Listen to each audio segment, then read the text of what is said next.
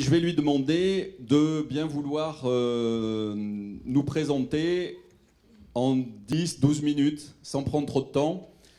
Pour ceux en particulier qui ne connaissent pas, je sais qu'il y a encore une fois, comme je l'ai dit, il y a des personnes qui connaissent bien, peut-être qui ont fait ces formations, etc. Mais il y en a qui découvrent rapidement ce qu'est ce principe vital. Et puis on rentrera après davantage dans ces questions de calendrier Maya.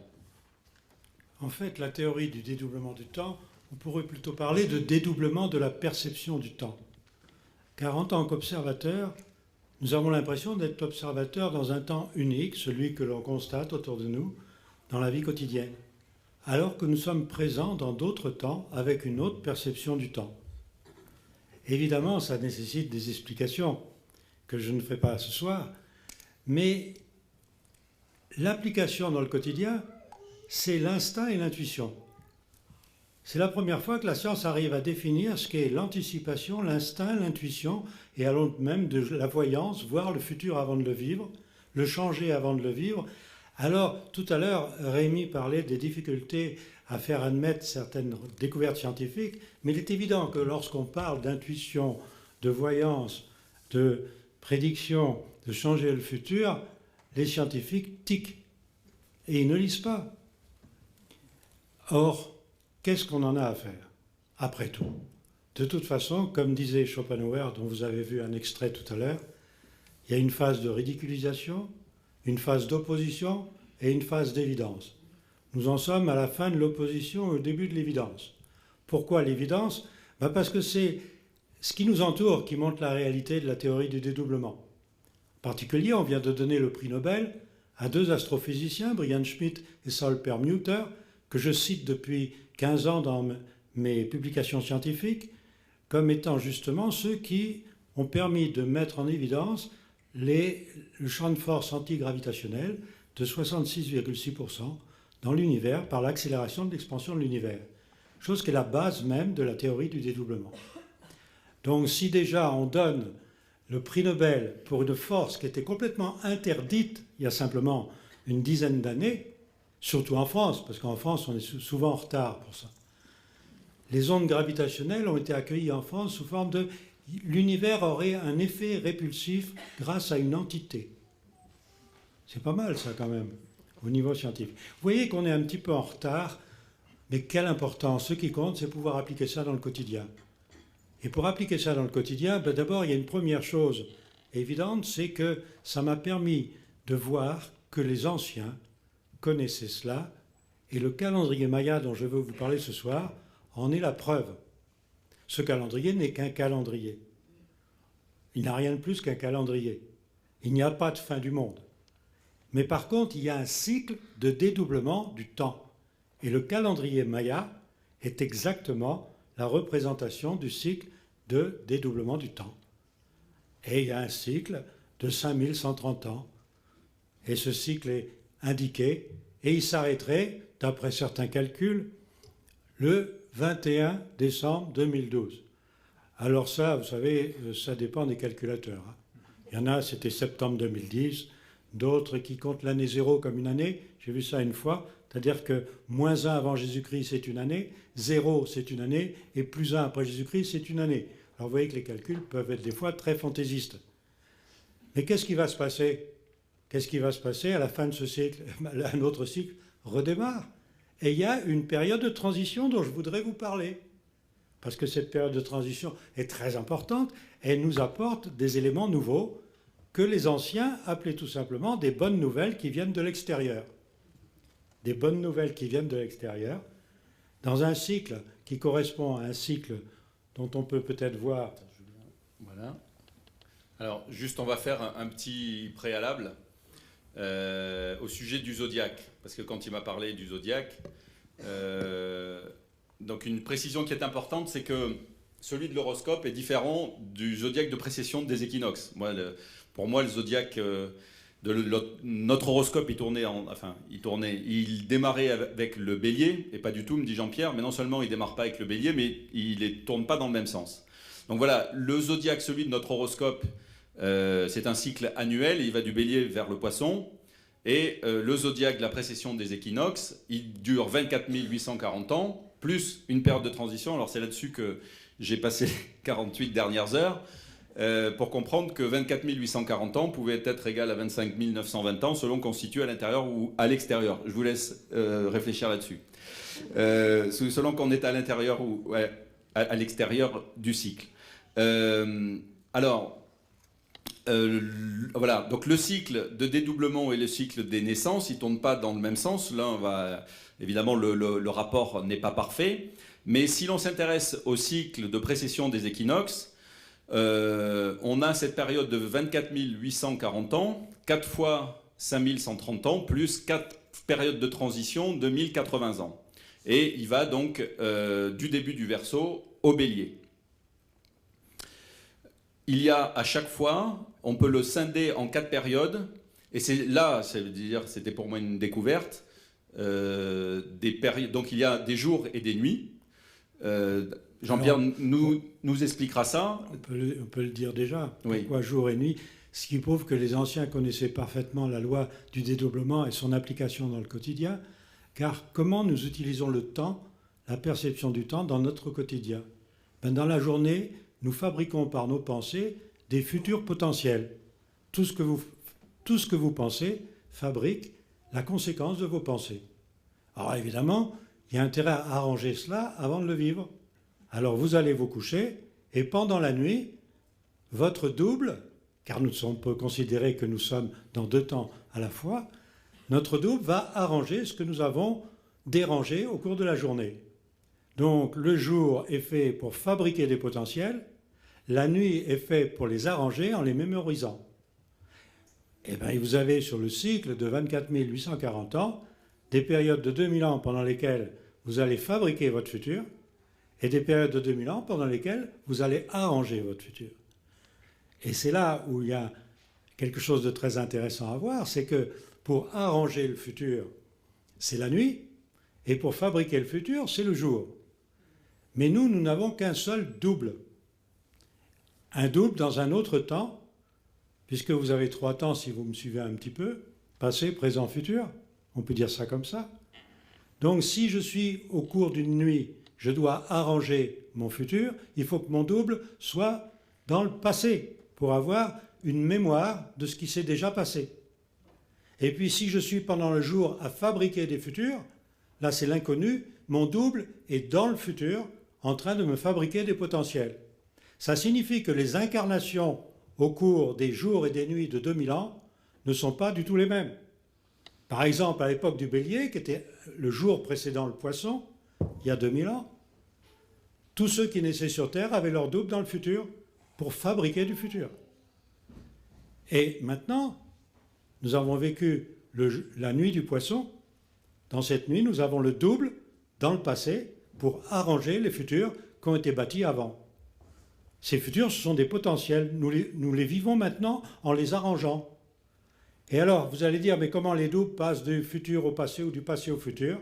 Eh bien, il faut que tous les 2000 ans, il y ait une incarnation spéciale qui vient sur Terre pour faire passer nos doubles d'un côté et de l'autre. Le vieux mot grec qui était utilisé pour cela, c'était anatar, qui en sanskrit est devenu avatar. Il y en avait donc 12, puisqu'il y a 6 jours et 6 nuits. Le dernier en date, il y a 2000 ans, il s'appelait Jésus. C'est le 12e avatar, ça n'a rien d'un dieu, c'est juste un avatar, comme les 11 autres. Seulement, arrivant le dernier, il fait la synthèse des 12. Ce qui fait qu'à la fin du cycle de dédoublement, la meilleure mémoire que nous puissions avoir est en lui. C'est aussi la raison pour laquelle aider d'autres créatures, la dernière, la plus importante étant Mahomet, qui vient 630 ans après, suivant un cycle connu des Mayas, vient pour nous dire, c'est pas moi qui vais revenir à la fin, mais c'est celui qui fait la synthèse et qui s'appelle Issa de Myriam. Alors vous voyez que si je parle comme ça à l'Académie des sciences, c'est pas sûr qu'ils me suivent. Hein. Pourtant, ils sont immortels. Nous avons des immortels. Et vous savez, en France, on est curieux, on a des immortels, mais d'un autre côté, nous sommes le seul pays à considérer que la décorporation, vous savez, sortir de son corps, c'est reconnu scientifiquement aux États-Unis depuis déjà 60 ans. C'est utilisé par les militaires français et étrangers depuis plus de 60 ans. Ben, pour la recherche civile française, en mars 2010, dans la revue La Recherche, il y avait un titre qu'on avait réussi, en touchant le cerveau, à avoir une illusion de sortie de corps. Une illusion de sortie de corps. Alors moi, j'ai dit à tout le monde, venez mourir en France. Parce que la mort est une décorporation. Donc en France, c'est une illusion, la mort. Nous sommes immortels. Vous voyez qu'on en arrive à des choses assez ahurissantes. Ce genre de discours, qui est un discours qui, à mon avis, met des mensonges dans le placard, ne plaît pas aux scientifiques dont la découverte intéressante ne va pas au bout des choses. On ne veut pas admettre qu'autrefois on connaissait cette loi du dédoublement des temps et que cette loi empêchait toute hiérarchie. Car si chacun a en soi un double pour le guider, qu'est-ce qu'on a besoin du double des autres? Ah oui, ça change pas mal de choses, ça aussi. Alors on arrive à une chose, il faut le savoir, c'est que maintenant, nous avons été guidés jusqu'à présent par une pyramide. Vous savez, il y avait les dirigeants hauts et la base qui suivaient. L'information arrivait par le sommet de la pyramide et dégringolait sur la base. Maintenant, vous prenez la pyramide et par capillarité, vous lui mouillez la base de toutes les informations et c'est par la base que l'information va remonter au sommet pour nous faire changer un petit peu de mode de vie. C'est ce qui vous a enseigné, c'est ce qui vous a poussé à enseigner la théorie du dédoublement. On dit ah oui, Garnier-Mallet, il fait des stages, etc. Sans attendre d'avoir cette reconnaissance officielle par les institutions. Et voilà. Alors ça ne plaît pas du tout, du tout, du tout. Mais quelle importance? Ce dédoublement des temps, il commence à être connu par des applications. Je vous ai cité 2 prix Nobel, il y en a d'autres. Il y a le boson de Higgs, c'est quand même quelque chose aussi. Regardez aussi, regardez au niveau scientifique. On vient de donner le prix Nobel à quelqu'un qui a découvert le chat de Schrödinger. C'est-à-dire, il a découvert qu'il y avait 2 états potentiels possibles en même temps pour une particule. Il a pris un photon, il a eu 2 photons, et il les a montrés dans 2 états différents en même temps. C'est connu depuis longtemps, l'histoire du chat de Schrödinger. On lui a donné le prix Nobel. Peter Higgs est toujours vivant. Dans les années 50, il a eu l'intuition qu'il avait besoin d'avoir ce fameux boson, qu'on appelle donc le boson de Higgs. On vient de découvrir ce boson. Vous ne croyez pas qu'on aurait pu donner le prix Nobel à Higgs de son vivant? Mais oui, mais c'est que ça pose un grave problème. C'est qu'il y a un créateur. Ah, ben alors s'il y a un créateur, on ne va quand même pas donner le prix Nobel au créateur. Parce que ceux qui pensent qu'il n'y a pas de créateur, qu'on est là par hasard,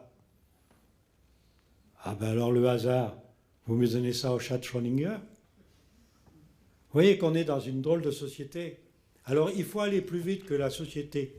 Il faut savoir que nos pensées fabriquent des potentiels, surveillez vos pensées, et vous allez voir que la fin du cycle de dédoublement des temps, que les anciens appelaient fin des temps, n'est qu'un simple passage dans un calendrier avec un bon réveillon qu'on fait le 31 décembre pour se réveiller le 1er janvier. Et vous verrez que le 21, vous pouvez aller vous coucher avec du champagne et vous réveillerez le lendemain matin sans aucun problème.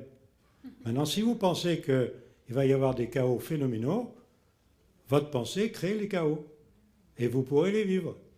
Donc c'est ça qu'il faut faire connaître.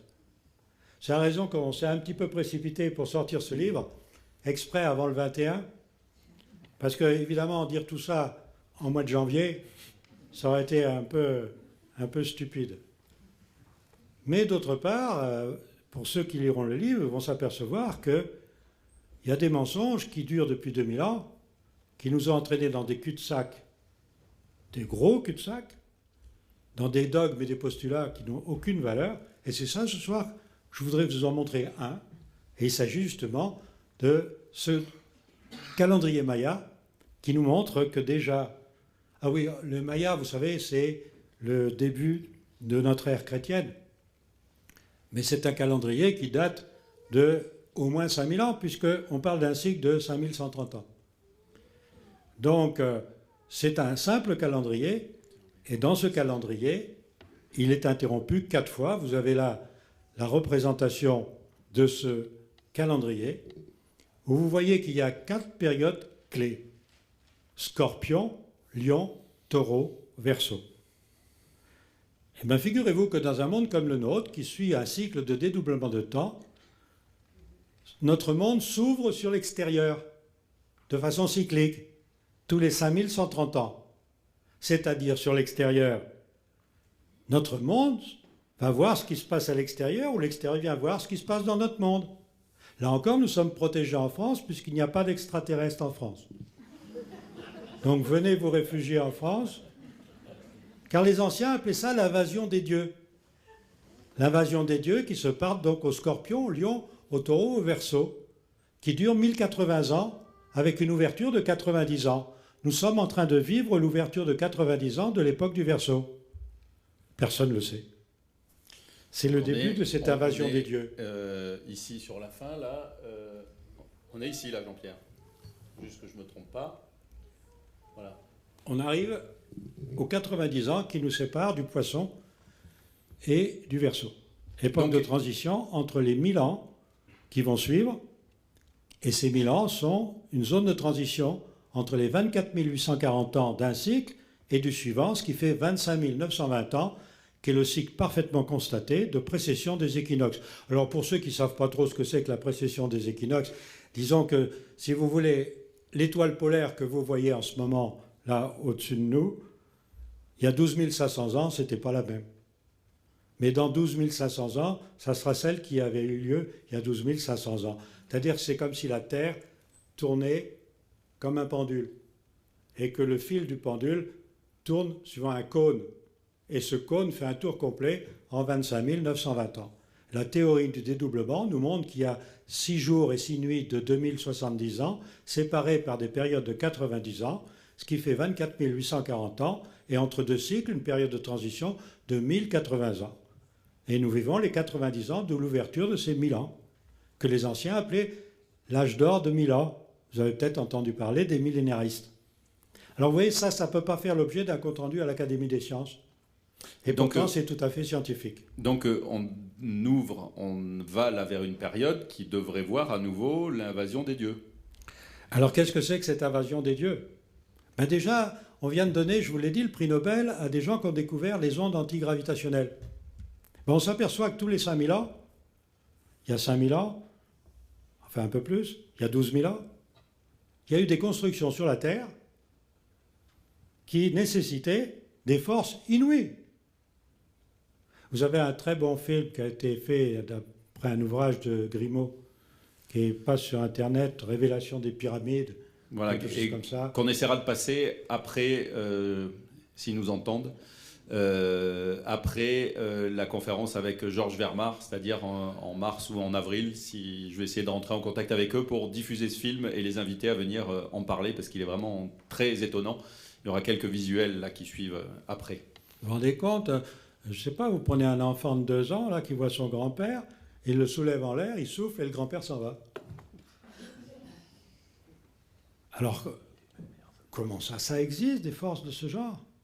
Ben oui, quand même, il faut étudier ça scientifiquement et voir comment ça fonctionne. Et ça fonctionne très bien. Sauf que ça ne peut pas fonctionner n'importe quand. Voilà, ça fonctionne tous les 5130 ans. Alors les dieux sont venus il y a 5130 ans. Ils nous ont laissé des vestiges. Et puis ils ont dit, on revient dans 5130 ans. Le calendrier Maya qui porte l'ouverture d'une porte au départ et la fermeture à l'arrivée fait que ça devient 5125 ans. Mais il y a un terme correctif qui fait qu'en fait c'est 5130 ans. Eh ben, simplement ce calendrier vous dit, ben voilà, les dieux vont revenir. Alors qu'est-ce qu'ils apportent? Ils apportent des bonnes nouvelles, disait-on. Et comment se disaient les bonnes nouvelles autrefois, où la langue du bassin méditerranéen était le grec? Eh bien, les bonnes nouvelles qui étaient apportées par les dieux, c'était les évangiles. Et il y en avait 4. L'évangile du scorpion, oh, il était dangereux celui-là. Là, c'était très dangereux. La seule bête qui puisse ne pas craindre le scorpion, c'est l'aigle.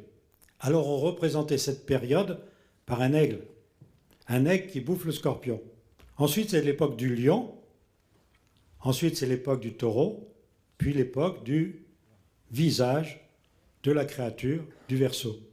Ce sont les qui 4 arrivent. évangélistes. Et en fait, ce sont les 4 évangiles. Mais Les pas les 4 4 évangélistes. évangiles qui amènent l'invasion des dieux de 1000 ans, tous les 5000 ans. La mythologie grecque, les mythologies égyptiennes, sumériennes, tout ça en parle. On y a mis du mysticisme, de l'ésotérisme, pour cacher le côté scientifique. Parce qu'en effet, on retrouve ça chez les Sumériens. Il y a même quelque chose d'ahurissant dans les tablettes sumériennes. On nous dit qu'il y a 5000 ans, et là ça correspond au calendrier hébraïque, il y aurait eu 6 déesses qui auraient fabriqué l'homme. C'est-à-dire l'homme qui va survivre pendant 5130 ans. Et qu'est-ce qu'on vient de s'apercevoir? Que notre ADN est issu de 6 femmes. Tiens donc. Donc ça, c'est démontré scientifiquement. Oui, tout ça c'est caché. Bah, c'est caché ou c'est découvert? Non, c'est-à-dire c'est connu, mais c'est ridiculisé. D'accord. C'est-à-dire qu'on a tellement rajouté de choses stupides autour de ça qu'on ne peut plus croire ça. Mais on se dit quand même, vous vous rendez compte, 6 milliards, presque 7 milliards d'individus issus de 6 femmes, c'est écrit dans les tablettes sumériennes. Alors, curieusement, au début de la guerre de l'Irak, les tablettes sumériennes ont été prises par les Américains pour qu'elles ne soient pas détruites. Or, ces tablettes sumériennes étaient en fait des tablettes qui avaient plusieurs couches. Alors, il y avait le côté scientifique qui était à l'intérieur, puis à la fin, c'est devenu des choses de commerce. Allez, on vend tant de blé, on achète tant de vin, etc. Mais dessous, il y avait des informations scientifiques. Les Américains ont remis les copies en Irak et ont gardé les originaux. À votre avis, pourquoi? Était scanné. Pour compter les quintaux de blé.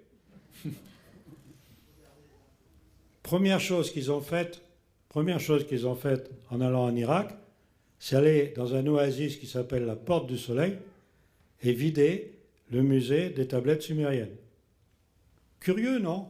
Alors regardez, c'est simple, il y a 4 évangiles de 1000 ans qui apportent les dieux sur Terre. Il y a 12 000 ans, il y a les pyramides. Georges Vermar pourra vous montrer que c'est vraiment 12 500 ans, même si les machins trucologues disent le contraire. Parce qu'on a pu dater ça par la géologie. À cause d'un être assez connu, ce qui est Zacharias Sitchin, qui a permis à des géologues de venir sur place pour vérifier ces dires et montrer qu'en effet, le sphinx datait de 12 500 ans au niveau de l'érosion. Oui, tout ça, des pyramides inconstructibles. On ne sait pas le faire. On nous dit, il y a des blocs de pierre de 900 tonnes qui sont montés sur des bateaux qui ont fait 800 km, qu'on a déplacés. Il y a 20 millions de blocs comme ça, et on a fait ça en 20 ans. Oh là là! Et malgré les séismes, la structure n'a pas bougé. Alors c'est assez inquiétant. On nous dit que Stonehenge, c'est des blocs qui ont fait 500 km en brouette. En brouette!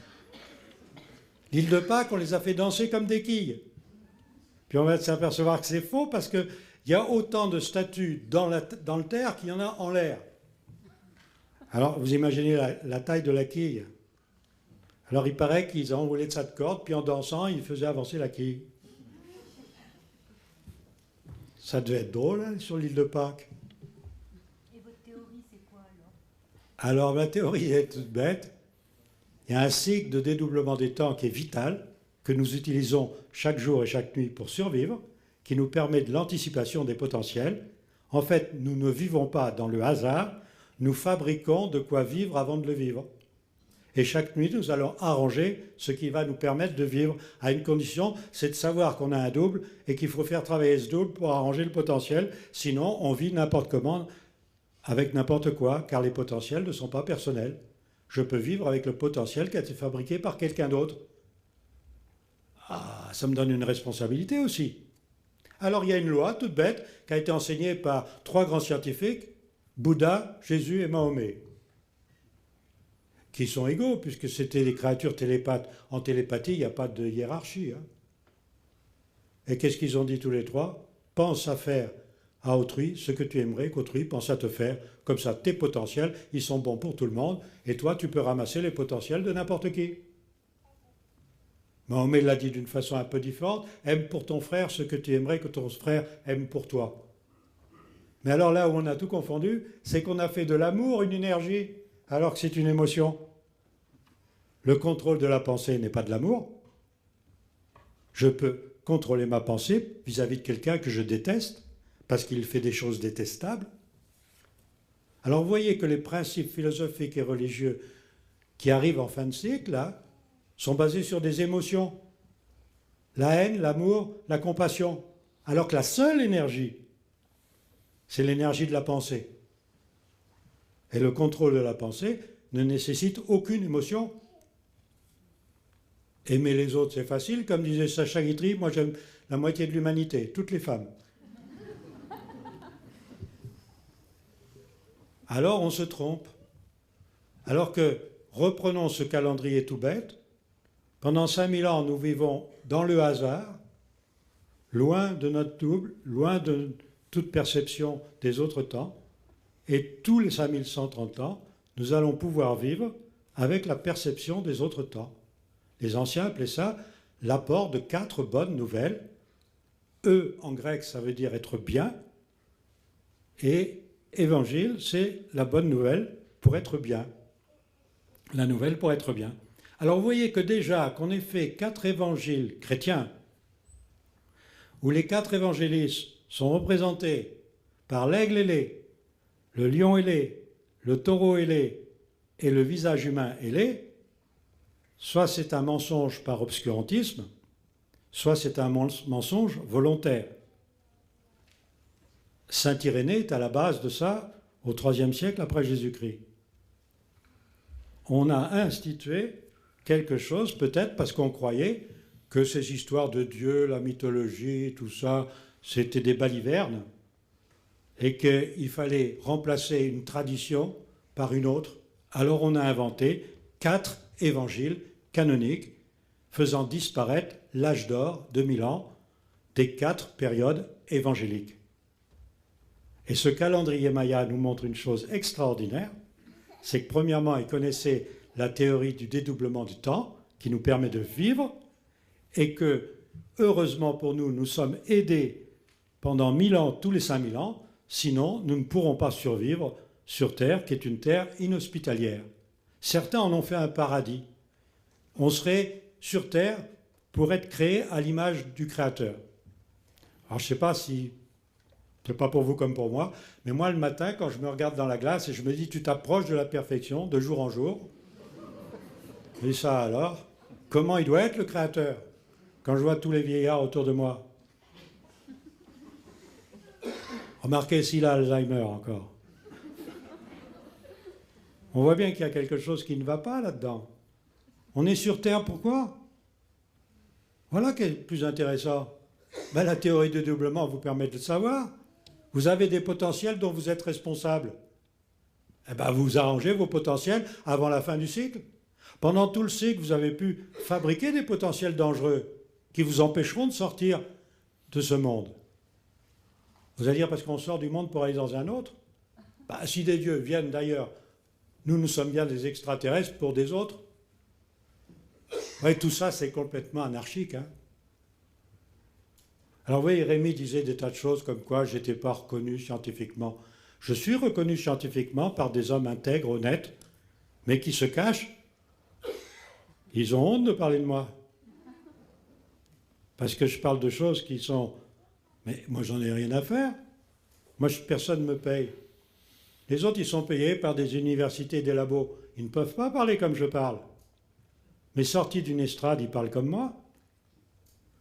Alors évidemment, comment faire? Ben, je vais vous dire, en début de l'année prochaine, il y aura une publication scientifique qui va résumer toutes les publications scientifiques. Elle sera faite en français et en anglais. Et à mon avis, elle sera du niveau, allez, maths sup. Peut-être maths spé. Vous savez, le niveau des préparations aux grandes écoles. Voilà. Mais pourquoi pas, on pourrait peut-être le faire au niveau maternel supérieur. Car en fait, c'est un principe vital que tout enfant reconnaît. Parlez à un enfant de moins de 7 ans de son double. Vous allez avoir des surprises. Les enfants savent. Alors pourquoi nous, on s'est caché tout ça? Eh bien, il faut arrêter de se cacher parce que c'est vrai que l'année prochaine, quand même, si la date est approximative et valable, il va y avoir des informations qui vont nous venir dont on ne sera peut-être pas très à l'aise en les recevant. Parce que si on peut se cacher des informations, notre corps les reçoit de plein fouet. Et notre corps, s'il n'accepte pas les informations, eh bien, il va mal. Alors des fois, il le dit violemment.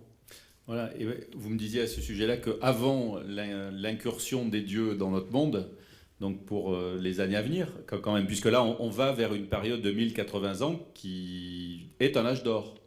Oui. On y arrive. Qui est même le meilleur des âges d'or, puisque ça permettait, ce que disaient les anciens, de retrouver son visage de créature du Créateur.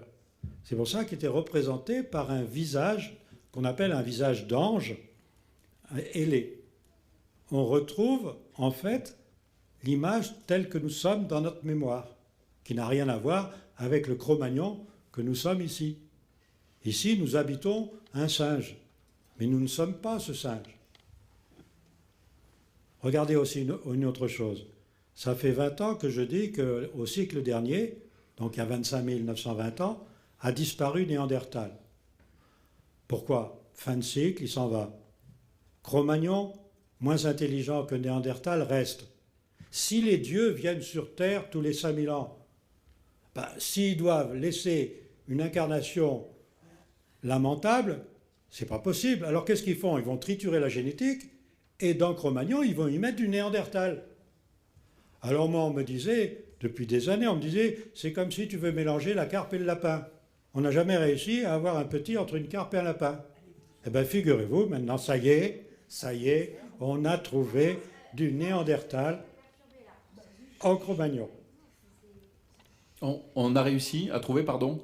Dans notre génome, nous avons du Néandertal. Donc, nous sommes issus d'une trituration génétique. Alors, regardez un petit peu la chose ahurissante aussi. On triture la génétique il y a 25 000 ans, comme on ne saurait pas le faire de nos jours, avec des hommes qui sont au fond d'une grotte, échevelés livides au milieu des tempêtes, vous savez, et qui sortent juste pour traîner leurs femmes par les cheveux, avec un gourdin, un silex, pour aller chasser, pour manger. Et le soir, comme ils n'ont rien à faire, au fond de la grotte, ils triturent la génétique pour transformer un Cro-Magnon en Néandertal. On veut nous faire croire des choses pareilles. Il y a 5000 ans, les Sumériens écrits ont créé Adamou avec 6 déesses. Le premier qu'on fait, il est non reproductible. Alors on recommence. C'est écrit tout ça. Et on vient de découvrir que nous sommes issus de 6 femmes. Alors pourquoi cacher tout cela? À quoi ça sert de cacher tout cela? Eh bien évidemment, ça met des principes philosophiques et religieux un peu à l'écart. Mais qu'est-ce que ça peut faire? Il y a eu des hommes de bonne foi qui, pendant 5000 ans, nous ont guidés pour aller vers le meilleur avenir possible. Ils ont eu besoin d'utiliser ce qu'ils connaissaient. Ils ont été dans une bonne foi. La preuve, c'est que nous arrivons à la fin. L'incarnation est là. Nous sommes 7 milliards d'individus. Et la théorie du dédoublement montre aussi que pour que nous puissions avoir toutes les informations nécessaires pour survivre à la fin des temps, nous avons besoin de 6 milliards 912 millions d'habitants sur Terre. Et ce n'est pas un hasard. Ah oui, il y a trop de choses qui vont toutes dans le même sens. Alors le petit livre là, qu'on a sorti juste avant le 21, c'est pour vous montrer tout cela, très rapidement. C'est écrit sous forme d'une fable, parce qu'évidemment, une fable, on sait bien que c'est faux, une fable. On a le droit de dire tout ce qu'on veut.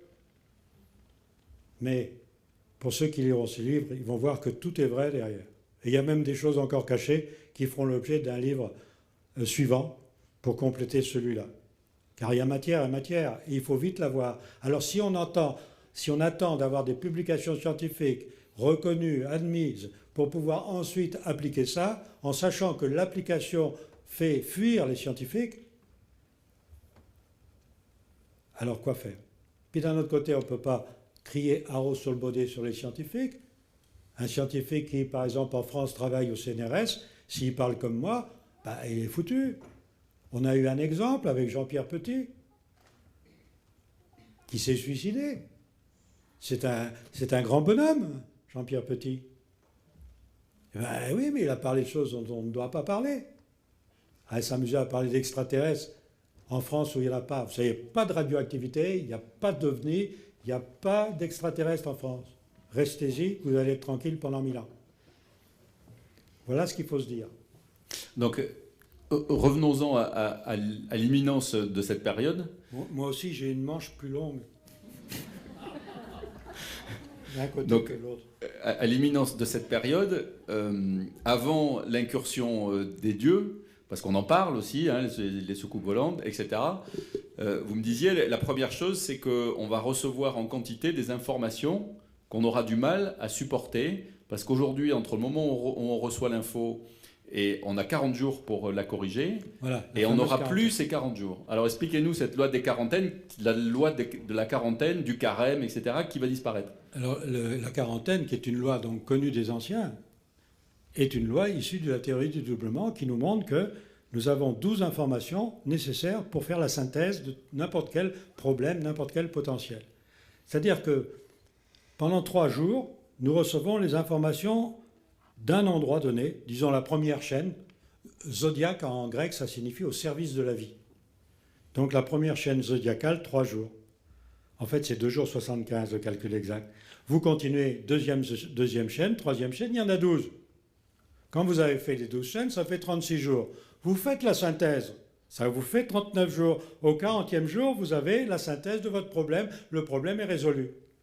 Tous les scientifiques le savent, puisque quand vous faites la quarantaine, c'est justement pour vous isoler des autres, afin que vous ne soyez pas à le risque de la contamination. Ben, les seuls scientifiques qui le reconnaissent maintenant, ce sont les microbes. Parce qu'eux, ils savent que s'ils n'ont pas réussi à vous tuer en 40 jours, c'est fini, ils ne peuvent plus. Mais il y a des scientifiques qui vous disent que c'est de l'ésotérisme, la quarantaine. Or, regardez la protection que c'est aussi. Quand j'ai un problème, je reçois les problèmes en 40 jours. C'est-à-dire que je m'habitue petit à petit au problème. Et je vais avoir le temps de trouver la solution.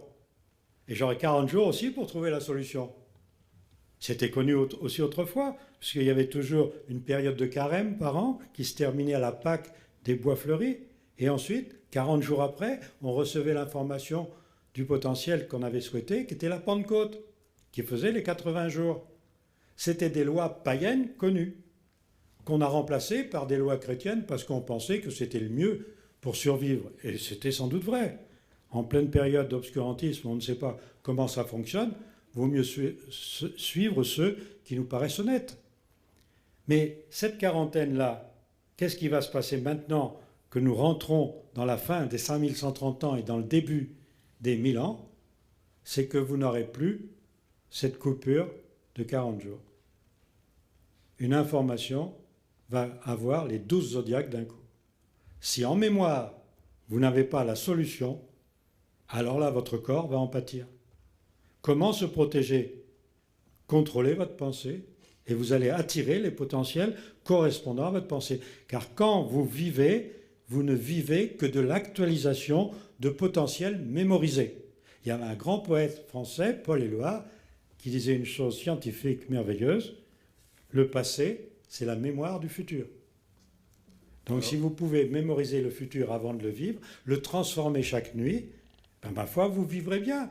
Mais si on commence par dire, tu vas voir, le 21 décembre, tout le monde va crever, c'est pas avec des pensées comme ça qu'on ira mieux. Alors il faut inventer des histoires merveilleuses, comme savent le faire tous les enfants. Au sujet de Paul Éluard, j'en ai trouvé une autre aujourd'hui de Georges Bernanos, une citation qui dit « On ne subit pas l'avenir, on le fait ». Oui. Bernanos. Donc, au sujet de cette nouvelle période qui arrive, vous disiez les maladies, on ne supportera pas, etc. C'est déjà un peu ce qui se passe, non? Bah, c'est-à-dire que un peu transitoire. Le risque, c'est plutôt de, comme on dit vulgairement, péter les plombs. C'est-à-dire si vous recevez des informations que vous ne pouvez pas contrôler et qui vous obligent à faire des choses, ça ressemble à la schizophrénie, à des délires. Regardez un schizophrène. Qu'est-ce que c'est un schizophrène? C'est quelqu'un qui fait des choses qu'il ne pense pas réellement faire. On le drogue. Ben, on ne va pas droguer l'humanité. Remarquez, avec la démocratie, on est bien parti pour. Tenez, une chose très intéressante avec ce mot démocratie au niveau des anciens. Qu'est-ce que c'était la démocratie du temps des Grecs dans l'Antiquité? On allait se battre verbalement pour élire le gouverneur d'une ville. Mais une fois qu'il était élu, il n'y avait plus d'opposition. Tout le monde bâtissait le meilleur potentiel pour celui qui allait nous diriger pendant les années à venir. Donc on lui a inventé des futurs merveilleux.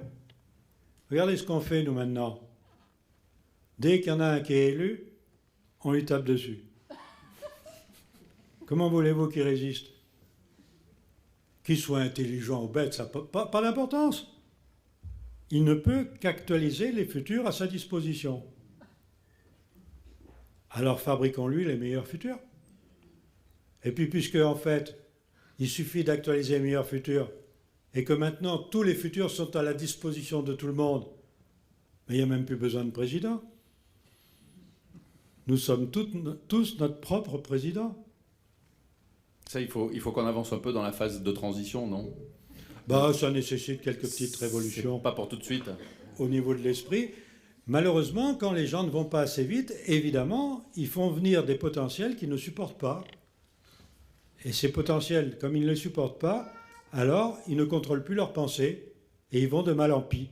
C'est pour ça que le petit film que vous avez vu tout à l'heure, que j'aime bien, qui est une publicité pour un gilet de sauvetage, on voit une chaîne de solidarité. On a l'impression que c'est contagieux. Regardez un chaos qui arrive, vous avez tout de suite une chaîne de solidarité qui s'effectue.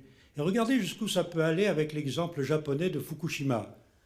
Il y a 6 mois après l'explosion de Fukushima, les paysans qui étaient ruinés, puisqu'ils n'arrivaient plus à vendre les produits irradiés, sont venus les vendre à Tokyo plus cher que les produits non irradiés. Et les Japonais ont acheté et mangé des produits irradiés par solidarité. On n'a jamais entendu parler de contamination. N'est-ce pas curieux? C'est à étudier des choses comme ça. Alors, évidemment, avant d'étudier, il faut vérifier que l'information est juste. Mais regardez un autre exemple, puisque je parle d'irradiation. À Hiroshima, il y avait un hôpital où les gens irradiés s'en sont sortis sans trop de problèmes. Et on a mis ça sur le compte d'une soupe. Une soupe, c'est pas une soupe, ça porte un nom japonais. Donc on a ressorti cette soupe pour Fukushima. Mais cette soupe, c'était lié à la solidarité des gens de l'hôpital. Ce n'est pas la soupe, c'est que les gens étaient solidaires et qu'ils partageaient la même nourriture et que cette nourriture était distribuée à tous de façon égalitaire. Et c'est ça qui comptait. C'est qu'il n'y avait plus d'aspérité dans la société. C'était tout nivelé par la solidarité, par le contrôle de la pensée. Pense à faire à autrui ce que tu aimerais qu'autrui pense à te faire. C'est tout bête. Donc en fait, l'idée qu'on se fait de la chose est plus importante que la chose elle-même. Exactement. Ça, c'est une bonne définition. Et l'anticipation, car il faut savoir aussi une chose, c'est qu'avec ce mouvement de dédoublement, chaque fois que vous croyez vous poser une question, vous n'en avez pas le temps que déjà vous vous êtes posé une question, mais vous avez déjà la réponse en vous. Or, vous croyez que cette réponse vous tombe dessus comme ça par hasard. C'est vous qui l'avez déclenchée dans un temps imperceptible, que j'ai appelé ouverture temporelle. Vous verrez que si vous utilisez ça, vous allez comprendre tout le mécanisme de l'anticipation. Et on va comprendre le pourquoi des potentiels des particules. Pourquoi les particules ont plusieurs états potentiels et que l'observateur déclenche un état potentiel? Pourquoi nous ne voulons pas admettre que nous sommes des particules qui ont plusieurs états potentiels et qu'un observateur qui est nous-mêmes peut déclencher un état potentiel? C'est totalement physique. Et puis je dirais aussi, pour être un peu plus scientifique, en dernière phrase, que quand j'ai commencé à parler de la théorie du dédoublement et que je disais toutes les étoiles sont doubles, toutes les étoiles ont des planètes. Alors j'ai fait rire. J'ai même fait rire un immortel qui maintenant est le doyen des immortels et qui m'avait dit qu'il témoignerait que je lui avais dit ça. À savoir que toutes les étoiles sont doubles et que toutes les étoiles ont des planètes. À l'époque, évidemment, on considérait qu'il y avait 3 à 4% d'étoiles doubles dans la galaxie. Maintenant, c'est l'inverse. On considère qu'il y a 5% d'étoiles qui font exception dans la galaxie et que toutes les autres sont doubles. Maintenant, on cherche des étoiles qui n'auraient pas de planète. On appelle ça des exoplanètes, vous avez certainement entendu parler de ça. Alors vous voyez que quelque chose quand même que je disais, ça c'était en 93, tout à l'heure je parlais de 98, et 93, eh bien, ça n'empêche pas que cet immortel, qui est toujours vivant, pourquoi ne témoignerait-il pas? Ben parce qu'il est immortel. Ça ne se fait pas. On reste dans un établissement qui nous a mis dans les postes honorifiques. On ne va quand même pas se faire jeter comme un malpropre en racontant des bêtises. Après on dira, mais il est fou, vous avez vu ce qu'il a sorti? Oh, c'est normal, il a 97 ans. Oui, c'est très difficile le monde actuel. Alors il y a un espoir monumental, ce sont tous les enfants. Tous les enfants, parce que les enfants qui sont nés après l'explosion solaire de 2003 ont tout leur potentiel à leur disposition. Ils en ont bien plus que leurs parents. Et alors eux, ils vont aller beaucoup plus vite que nous. Ils seront tellement actifs qu'on va les droguer. C'est déjà commencé dans certains pays d'ailleurs. Mais eux, ils peuvent nous sortir de là. Et on retrouve une parole d'un scientifique, toujours le même, qui s'appelait Jésus, « Laissez venir à moi les petits-enfants ». C'est une protection, car les enfants de moins de 7 ans sont toujours avec leur double. Alors il faut leur apprendre une chose, c'est que quand ils imaginent une histoire, même une histoire horrible, le double arrange ça immédiatement. Donc ils ne la vivront pas. Mais quand ils arrivent à 7 ans et qu'ils continuent à imaginer des choses horribles, si on ne leur a pas appris à arranger le potentiel qu'ils fabriquent par leurs histoires horribles, ils vont vivre des choses horribles. Et bien aux États-Unis, on s'aperçoit d'une chose assez ahurissante. Les enfants, et surtout les filles de 8 ans, se suicident dans une proportion inquiétante, puisqu'on parle de 7 millièmes. C'est quand même inquiétant. En France, on est protégé, vous savez, il n'y en a pas. Curieusement. Donc les enfants peuvent nous sortir de marasmes que les adultes ont préparés depuis des décennies. Est-ce que ce sont ces enfants qu'on appelle les indigos? Ah, ça n'a rien à voir. D'accord, donc cette propriété, c'est tous les enfants qui Dans l'ont. la- Et que sont les indigos par rapport à cela alors? Alors ça va peut-être être une conclusion que je peux donner. Comme le jour et la nuit de 2000 ans fait que nous vivons la nuit du poisson avec le double dans le passé. Et donc, je vous ai dit qu'à l'époque du bélier, on vivait sur Terre avec le double dans le futur. Ce qui faisait au particulier que les sacrifices humains n'ont rien à voir avec des meurtres. Et que le sacrifice d'Abraham est dans un tout autre contexte que ce qu'on peut imaginer de nos jours. Donc on vit avec le double dans le passé, le double dans le futur, et vous avez un avatar qui vient entre les deux pour passer les doubles d'un côté et de l'autre. Il y a une période de 90 ans qui permet d'avoir sur Terre des êtres qui sont soit avec leur double dans le futur, soit avec leur double dans le passé. Donc la créature qui vient tous les 2000 ans pour faire ça peut avoir un double dans le passé, un double dans le futur, et être tranquille. Et donner l'impression de faire des miracles. Alors qu'en fait, elle possède instantanément le passé et le futur. Et ce sont des créatures qui peuvent dire « je suis dans le Père et le Père est en moi ». Ou comme disait Platon, « je suis celui qui est, celui qui était, celui qui sera ». Mais à vrai dire, je suis celui qui est. Donc tout ça, vous voyez que dans cette histoire des 90 ans, ça m'a permis de dater la naissance et même la mort de Jésus. Parce que Jésus vient sur Terre pour ramener les doubles d'un côté, pour les envoyer dans l'autre, et il y a des périodes clés où le futur est ouvert. Il faut donc qu'il meure à une date bien précise. Ça, vous pourrez trouver l'explication dans le livre. Mais ce qui est important de voir aussi, c'est que ces 90 ans-là, nous les vivons en ce moment. Donc il y a sur Terre, en ce moment, des enfants qui peuvent naître avec leur double dans le futur. Seulement, ils sont hors la loi, car c'est la fin du cycle des temps, et évidemment, plus personne ne s'incarne à la fin d'un cycle, puisqu'on vient s'incarner pour arranger le futur que l'on a dérangé. Donc on ne va pas le déranger à nouveau si on en est sorti. Alors il y a très peu de ces enfants avec le double dans le futur. Cette appellation indigo a été donnée par des tradipraticiens chinois qui voyaient les auras et qui ont vu qu'il y avait pas mal d'enfants chinois qui avaient une aura indigo. Et ce sont les enfants eux-mêmes qui se sont appelés les indigos. Ce sont des personnages qui possèdent le futur bien avant de le vivre. Donc ils sont très différents de nous. Alors nous ne sommes pas dans ce contexte-là, mais il faut savoir comment marche la loi, parce que sinon, on vit n'importe comment. Imaginons, et là ça sera vraiment ma conclusion, imaginez que vous prenez un taxi, là, en sortant tout à l'heure, là, pour rentrer chez vous, et à peine vous êtes parti que vous lisez sur la pancarte derrière le chauffeur, « Je ne sais pas conduire, c'est la première fois, je ne connais pas le code de la route, mais vous inquiétez pas, j'ai la foi. » Là, s'il a la foi, vous avez les foi. Enfin, après avoir écrasé pas mal de personnes, mis des voitures dans le fossé, grillé des stops, cabossé pas mal de voitures, vous arrivez chez vous, ouf, vous avez perdu 10 kilos, mais ça va, vous êtes arrivé chez vous. Et il vous dit, oui, quand on a la foi, on arrive toujours au bout du chemin. Et vous dites, mais et tous ceux que vous avez tués? Ben, ils n'avaient pas la foi. Nous avons vécu comme ça pendant 2000 ans. Sous prétexte, il fallait être fidèle ou infidèle. À quoi? On ne sait pas. Il fallait être croyant ou incroyant. À quoi? On ne sait pas.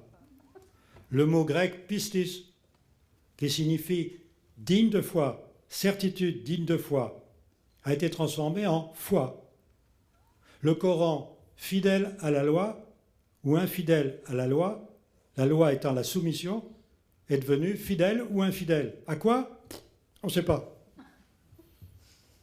Vous vous rendez compte? Mais c'est comme le chauffeur de taxi. Alors il vaut mieux avoir un chauffeur de taxi qui connaît la loi, même si dans Paris il roule à 150. Au moins vous savez que vous êtes hors la loi. Car quand on connaît la loi, on s'aperçoit qu'on est souvent hors la loi. Alors on fait attention. Mais quand on croit être toujours dans la loi sous prétexte qu'on croit en Dieu, alors là c'est dramatique. On est comme ce chauffeur de taxi. Voilà, je vous laisse aux questions ou à... Ok, bah juste avant, moi Oh, j'aurais oui, eu... passe-les. Alors juste avant, vous voyez cette représentation du cycle des temps, en fait elle était connue des Égyptiens, avec les 12 portes de l'éternité. Et puis un certain nombre de visuels au sujet de l'incursion des dieux pendant ces périodes de 1080 ans. Vous savez qu'il y a un certain nombre de représentations. Donc là, une illustration de 1479. Donc ça, on n'était pas dans une phase d'incursion des dieux. Mais autrement, on trouve dans toutes les civilisations, et j'ai fait un petit tour du monde, des représentations, enfin de certaines représentations de cette incursion des dieux. Donc en Inde, avec la monture céleste de Vishnu, qui a 2 représentations ici. En Amérique du Sud, vous voyez des vaisseaux qui peuvent être des bijoux Kimbaya. Alors j'ai mis bijoux entre parenthèses parce qu'on ne sait pas trop bien ce que c'est, mais ça ressemble quand même curieusement. Et ça, c'est daté d'à peu près, c'est plus de 3 ou 4 000 ans. Donc c'est bien probablement des périodes de 5 000 ans. En Bolivie, des représentations qui laissent pas beaucoup d'interprétations ou de doutes. En Amérique du Sud, toujours, ici agrandi, d'Ale Palenque, dont on dirait qu'il est quand même aux commandes d'un véhicule, alors pas une moto, mais un véhicule un peu, ici, il est non colorisé ou coloré. Ici, il est coloré, et c'est un peu plus significatif, un peu plus, on distingue mieux. En Australie, avec ce portrait, alors peut-être que Gilinia, la mère primordiale des aborigènes, peut-être faisait-elle partie des 6. On n'en sait rien. En tout cas, des représentations quand même très étonnantes qui sont datées de ces périodes-là, donc à peu près 5000 ans. On en trouve partout, beaucoup dans le Sahara aussi, en voilà quelques-unes, avec des véhicules, toujours dans le Sahara. Et Alors les créatures qui viennent de l'extérieur, Jean-Pierre, elles peuvent avoir toute... En fait, on ne sait pas, elles peuvent avoir toute forme. Ah bah ça, j'en sais rien. En Amérique du Nord, hein, aussi... La seule chose que l'on peut dire, c'est que on doit avoir une mémoire commune. Donc on ne peut attirer que ce qui est souhaitable. Donc si nous pensons à des gens pacifiques, c'est que nous le sommes. Donc on voit bien qu'on va attirer des gens extrêmement pacifiques, puisque l'humanité vit dans une paix remarquable. Oui, c'est ça. Donc les premières incursions qu'on risque de voir, ça sera quand même pas... beaucoup de personnes parlent là de ce qui va se passer le 21 décembre, et notamment de vaisseaux, etc. Les premiers que l'on verra, a priori, sont pas des amis. Ben, ça dépend, parce que l'intérêt de cette fin du cycle des temps, c'est qu'on peut recevoir les informations en même temps, mais immédiatement avoir le bouclier nécessaire. C'est-à-dire qu'on peut refuser une information instantanément. Si elle est capable de nous venir à nous instantanément, c'est qu'aussi nous pouvons la refuser instantanément. Le problème on prend quelqu'un de belliqueux, il peut devenir pacifique en une seconde. À ce moment-là, il n'attire plus le même potentiel. C'est le potentiel du moment qui nous fait vivre. Si je suis dans un potentiel, une recherche de potentiel de bienveillance, je vais vivre dans la bienveillance. Si je suis dans une recherche de potentiel de malveillance, je vais vivre dans la malveillance. Mais c'est instantané. Donc on va bénéficier de ce côté instantané qu'on n'avait pas avant. Donc le plus important, et peut-être le plus difficile, c'est le contrôle des pensées. Voilà. Parce qu'avant, vous pouviez avoir une pensée détestable, et c'était votre arrière-petit-fils qui allait récupérer la conséquence de cette pensée, et ça nous donnait l'impression d'un destin horrible, parce qu'on était un manque de liberté totale. Tandis que là, vous pouvez changer votre destin à la seconde, instantanément. Ah, vous voyez, en France, il y a aussi des vaisseaux, mais c'était avant la démocratie. Voilà, et alors je finirai par ce visuel parce qu'il est quand même très étonnant. On a parlé des pyramides et des blocs monumentaux, mais là quand même 1000 tonnes, je crois qu'il faudrait 40 000 hommes pour le porter à raison d'à peu près... Donc on voit bien, vous voyez le rapport, hein, il y a autre chose, quoi. Je vous signale qu'au niveau expérimental à l'heure actuelle, on arrive à soulever, par sa pensée, des poids de l'ordre de 10 kilos à peu près. En ce moment. Par la pensée. Par la pensée. Mais c'est des expériences qui sont menées. C'est en Inde, oui, des expériences qui sont menées en Inde. Mais là-bas, vous savez, c'est système gourou. Donc, c'est tout de suite considéré comme, comment dire... suspect. Très suspect. Très, très suspect. Mais pour revenir, par exemple, au Nil, on sait maintenant, à cause des pyramides, on sait maintenant que le Nil a été détourné et qu'il a été creusé, détourné en creusant dans le granit sur 60 km. Les photos satellites montrent ce travail. Alors on imagine l'homme avec son silex. Vous vous rendez compte? Il en a fallu des hommes pour creuser 60 km dans la montagne pour détourner le Nil. Alors on n'avait pas de preuve de ça. On disait le Nil se jetait vers le Mali par là. Et on a trouvé maintenant, il y a une dizaine d'années, un peu moins, des crocodiles du Nil. Au Mali. Ah.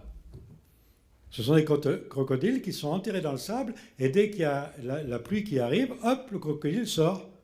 Il n'y en a plus dans le Nil à cause du barrage, mais il y en a dans le Mali. Ce qui prouve bien que la vision satellite du cours du Nil qui se termine dans l'Atlantique, en passant par le Mali, et le canal qui a été fait pour faire monter le Nil vers la Méditerranée, est un exploit des hommes. Alors, s'il n'y a pas d'extraterrestres, je veux bien me pendre. Autre chose, tout à l'heure, je vous ai parlé du calendrier juif, hébraïque. Il est comme le calendrier maya, si ce n'est qu'il part de la création d'Adam. Et cette création d'Adam qui nécessite 666 ans, moins quelques années d'ouverture de porte, fait que nous sommes en ce moment en 5772. Vous avez exactement le même calendrier que le calendrier maya. Et le calendrier juif ne s'arrête pas en 5772, il continue. Tout comme le calendrier maya. Donc, pas d'inquiétude. Hein, on pourra passer un très bon Noël. Et si tout le monde s'amuse à penser dans le calme, nous aurons un Noël très calme. Alors, vous avez dit tout à l'heure au sujet de la pensée, c'est une énergie. J'imagine que c'est quelque chose qui n'est pas démontré, ça. Alors là, on rentre dans le système des particules avec ou sans masse. Le boson de Higgs vient de départager au niveau de la masse déjà. C'est la masse que je préfère. Non, c'est pas mauvaise. Mais pour vous dire une chose, c'est que l'information qui circule entre nous, émission-réception, c'est de l'énergie. Il y a un côté ondulatoire qui est obligatoire, une énergie. Or, apparemment, quand on pense, on ne perd pas d'énergie. Alors on se dit, la pensée n'est pas énergie puisqu'on ne perd pas de masse. Ça serait bien pour maigrir. Je pense, et je maigris, je maigris. Il y en a qui diraient, mais oui, mais les blondes, elles vont grossir. Parce qu'il y a des gens qui considèrent que les blondes ne sont pas intelligentes. On se demande où ils ont été chercher ça. Bien plus intelligents que les hommes. Ceci dit, pourquoi ma pensée n'est pas une énergie dans le sens où on l'entend de façon classique? C'est que ma pensée va dans une ouverture temporelle imperceptible, capte la conséquence de sa pensée, c'est-à-dire récupère l'énergie perdue dans un temps qui, dans mon temps, n'existe pas.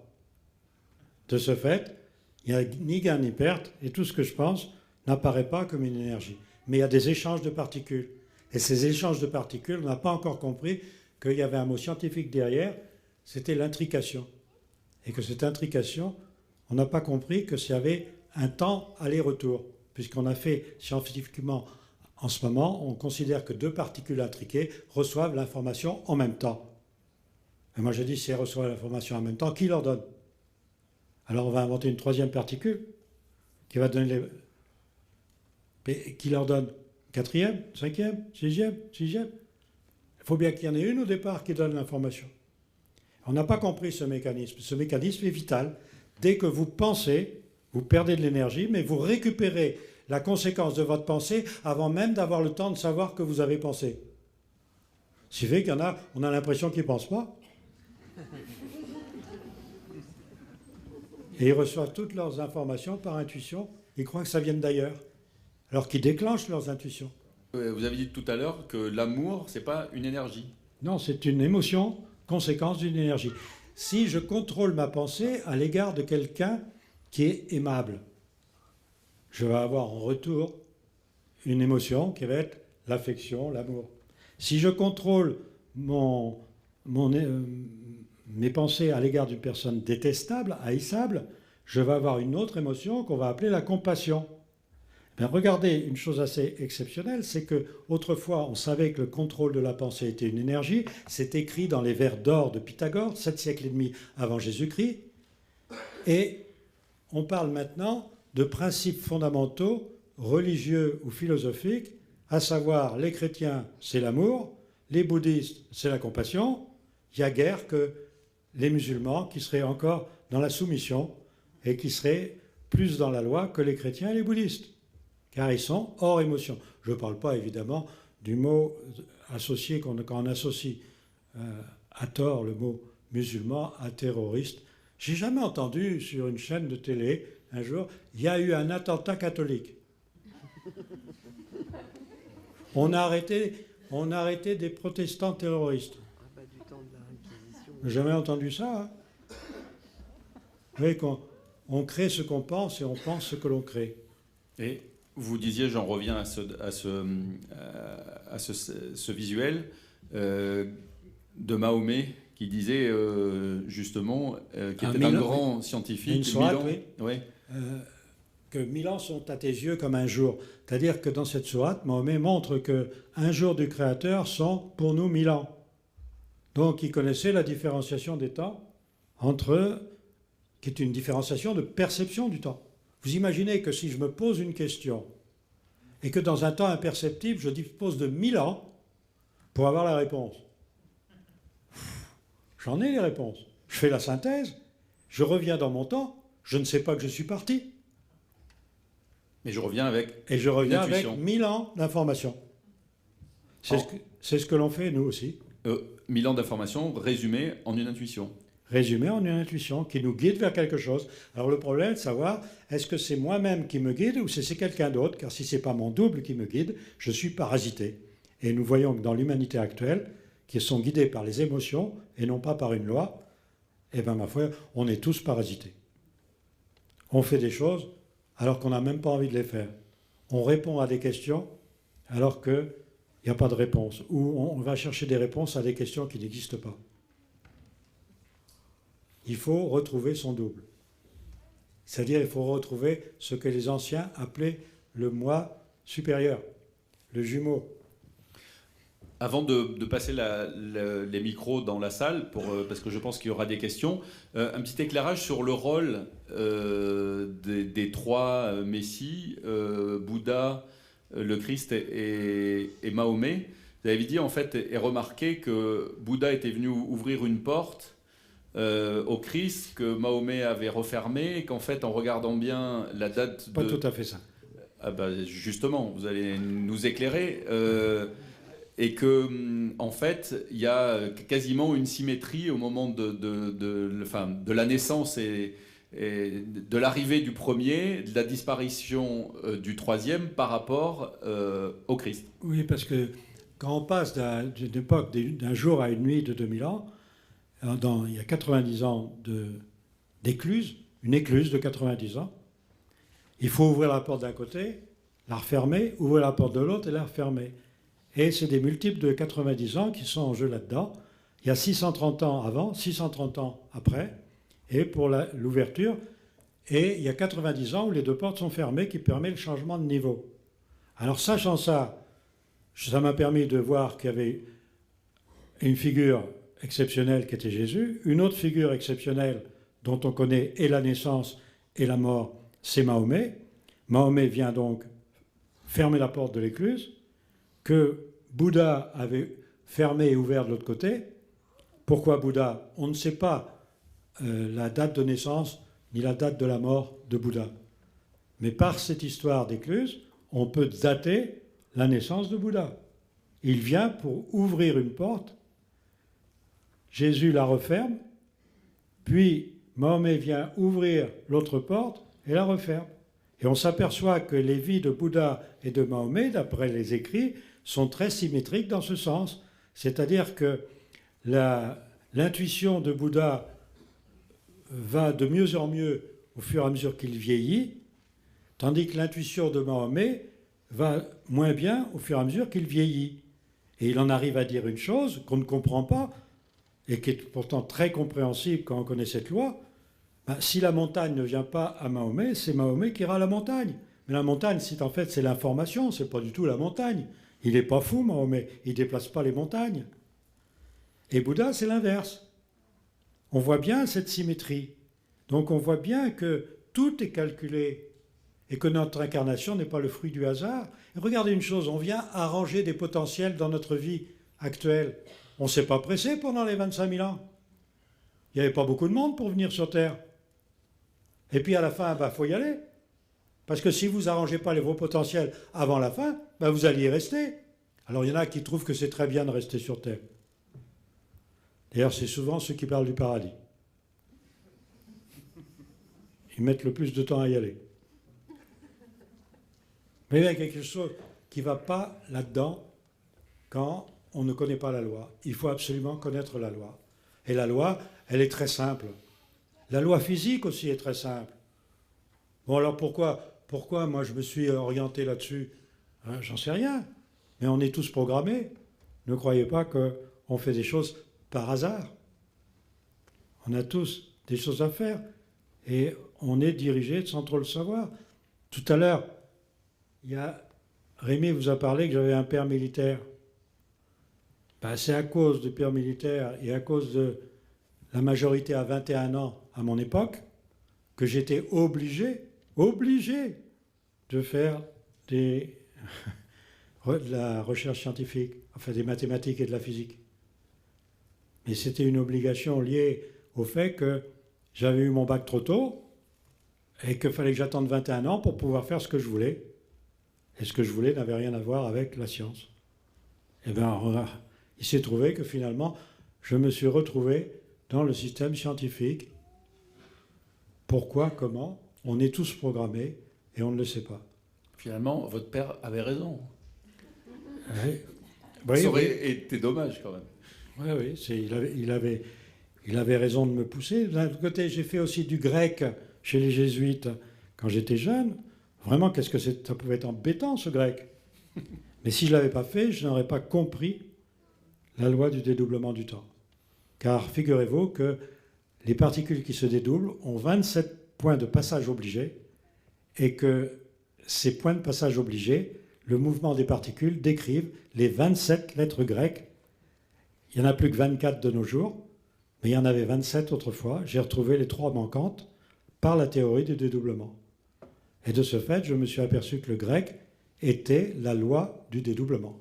Alors évidemment, j'ai eu une ovation à l'université à Athènes. Je n'ai pas été encore à l'université à Jérusalem. Parce que dire que le grec est la loi du dédoublement... Et qui serait antérieur à l'hébreu. Et qui est antérieur à l'hébreu, c'est pas accepté partout.